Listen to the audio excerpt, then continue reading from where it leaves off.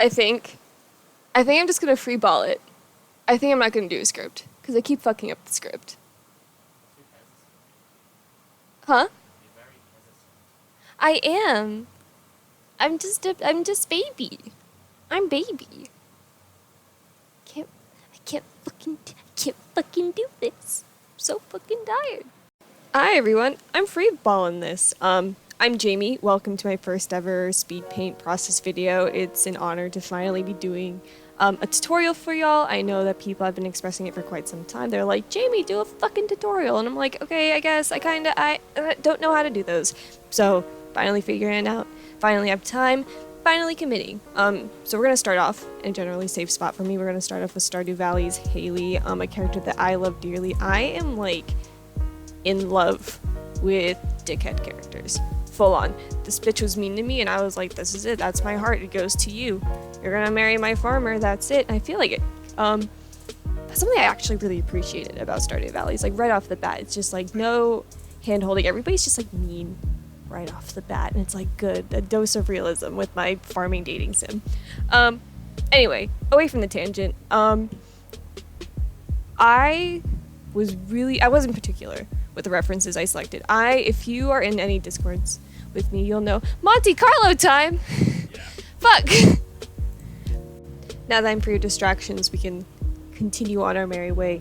As I was saying, if you're in any Discords with me, you know that I love references. I was taught, sadly, at like an early stage in my art career, that like using references was kind of like cheating. It's not. I don't think there's any true methods of like cheating. Unless you're like tracing another artist's work and like selling it as your own, like that's clearly cheating. But I don't think any techniques that you use to help yourself, by all means, don't feel bad about. Especially like using references. Like how else are you to progress as an artist if you're not using, some sort of real life object to base your work off of?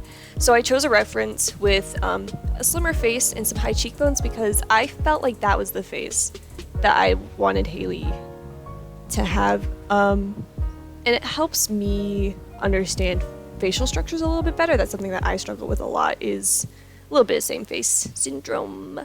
So using references really helps out. Here I struggled so much with the eyes. The eye shape was already weird for me as is. I tend to draw like big doe eyes, and these can even be called big doe eyes, but that's not what I was trying to do. I wanted a little bit of like a droopier look because I think that's like elegant. I think that's pretty. Messed around with the mouth a bit. You can see these pupils were too big. These pupils were too big, so I removed a little bit of their volume, and that made it look like a world of difference. I have a bad habit of drawing pupils just too big, and that I think that might add to the appeal of my work to some people, but I have been kind of like not vibing with it as much as of late. I want my work to be more semi-realistic. That's what I'm working towards personally in my work. So yeah. I don't know why I put so much effort into sketching out the hair. It always looks like I always just destroy it later on. I'm really gun-ho with my painting process. As you see, we're like going straight in. I'm just throwing down some color. What I did was I color selected Haley's, I chose her skin tone based off of her portrait, but then I muted it a little bit because I think her palette is a little bit oversaturated. And then I slapped down some reds and some oranges to her cheeks. That gives her a little bit of life. A yellow overlay to the forehead and a multiply layer to the chin. The human face has like 3 facial color zones. The forehead being yellow, the cheeks and nose, ears being red, and the chin being blue. But I haven't quite got the hang of using blue past as like a shading color because it tends to look like a 5 o'clock shadow on my characters. I love drawing noses. I don't know what advice I can give other than use references, because that's the only way to really get a grasp on noses. They're so weird, like weird triangles on your face. This is my first time using blue to shade on that inner corner of the eye, and I think that gives a lot of good, healthy depth because I, as an artist, am a little bit afraid of using like blues and grays for whatever reason. I like warm colors, and Haley ended up being warm. All of my art tends to be a little bit warm, which isn't a bad thing. I just think it's not very realistic. I used purple here. I love using purple to shade so much. I think it's fun. I ended up bracing it along the neck muscle right there, that purple, because it just looked kind of like clownish. Um, Again, free balling this. Just kind of watching the speed paint as we go. Shading, I spend so much time on the nose. That's why the nose and the eyes always look the best. It's because I put so much time into them. Because those are the focal points of the face. That's what we focus on the most. Though I did spend quite a bit of time on the lips later on. I chose the glossy makeup for Haley because I thought that it would be cute. Like that pink would really bring out those blues and the blonde that she has. So I wanted to utilize pink makeup that was kind of glossy because that would have been a good challenge for me. I don't draw a lot of glossy lips or eyes in that matter. So this was a phenomenal opportunity for me to finally get out of my comfort zone and finally slap some makeup onto character. This is where I have a little bit of a crisis. It's always when I start like painting the eyes, I start having a crisis because the characters start looking.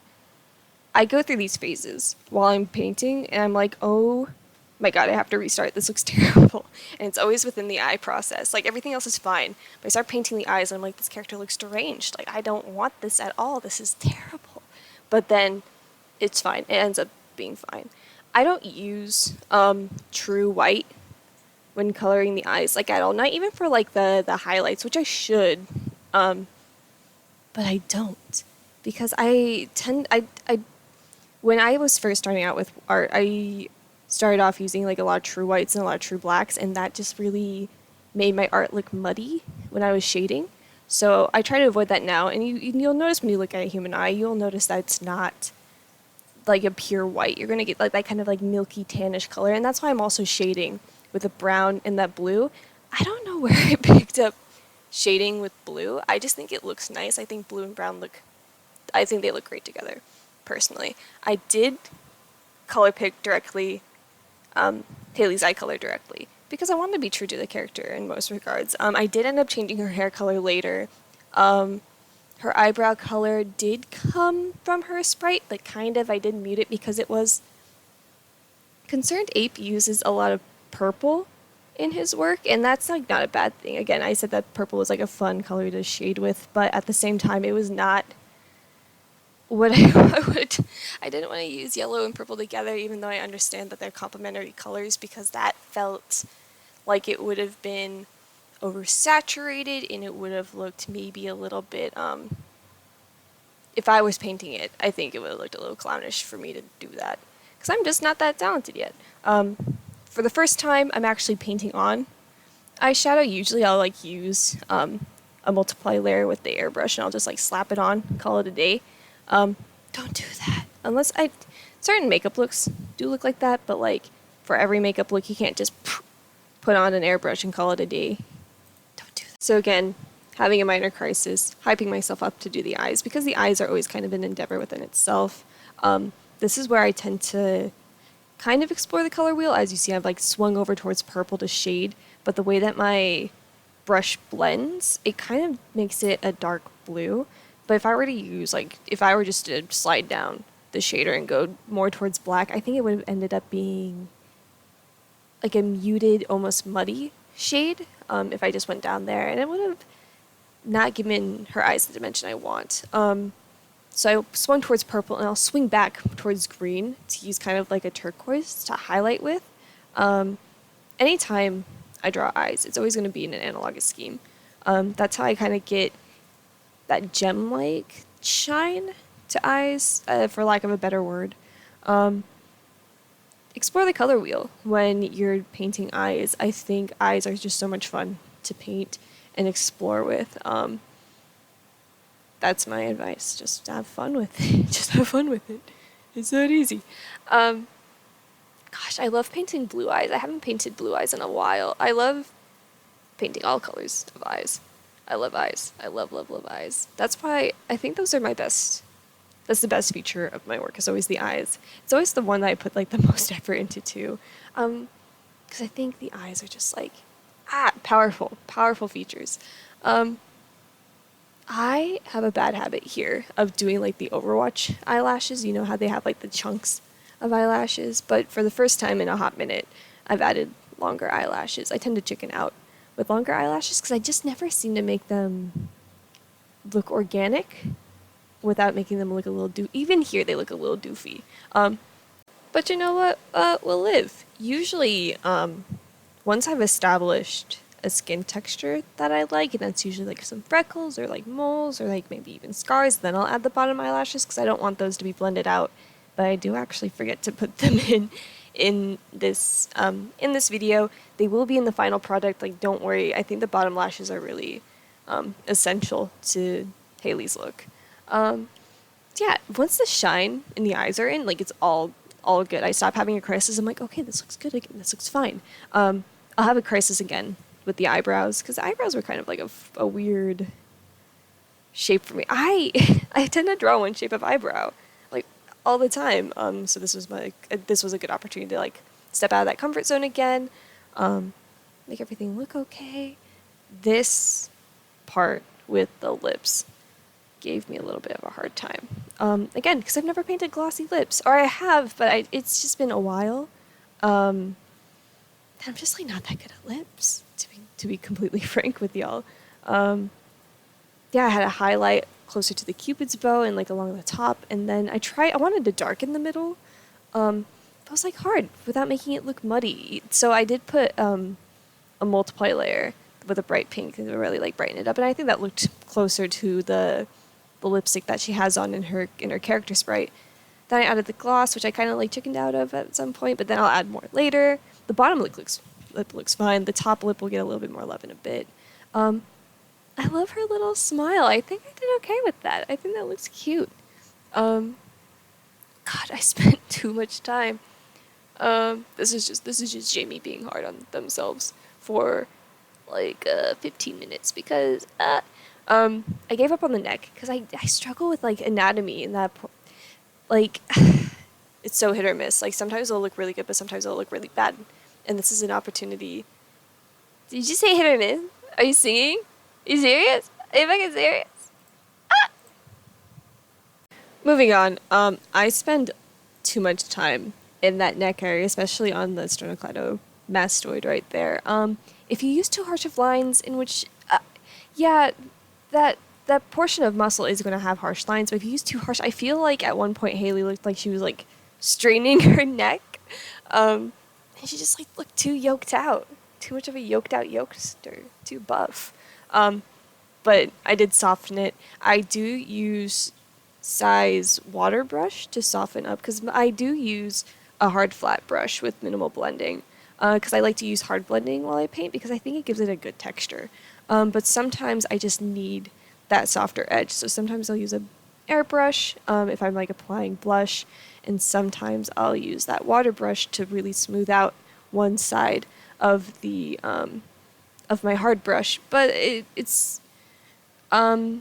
makes things easier, but it's less common in my work nowadays. I used to strictly use the water brush. Like I would apply I'd apply the paint with a circle brush, with a soft circle brush, and then I blend it even more with a water brush, which gets these beautiful smooth pieces, but I like texture to my work. This necklace, again, we're freeballing, having a good time, just fucking about, drawing Miss Haley Stardew Valley. Add some pink in there. That's a fun choice. I forgot I did that. It's just like these I love adding minor details to my work. I know people will like never see them, but I love it. Okay. People who are like diehards may get on my case about this a little bit, but I didn't use the yellow, as I mentioned earlier in the video. I didn't use the yellow of Haley's color. I just think it's so oversaturated, and if I had to spend time, like I spend a lot of time on the eyes, the nose, and the hair, even though the hair ends up being less detailed and maybe less smooth as the eyes and the nose look, I just spent too much time to be staring at like bright neon yellow for close to, I think this portion in itself took almost 30 to 40 minutes just on hair. And again, I don't even know why I put on a sketch because I just like destroy it later on. I like to apply the darkest tone, and then the lighter tone because I think that gives me a little bit more room to be organic with the hair, even though I've already done a sketch. It's a whole thing. My method is no method, really. And it's great. It's fine. Everything is okay. I'm okay. It's fine. It's great. She kind of looks Princess Peachy, which was kind of the goal. I wanted her to look kind of peachy.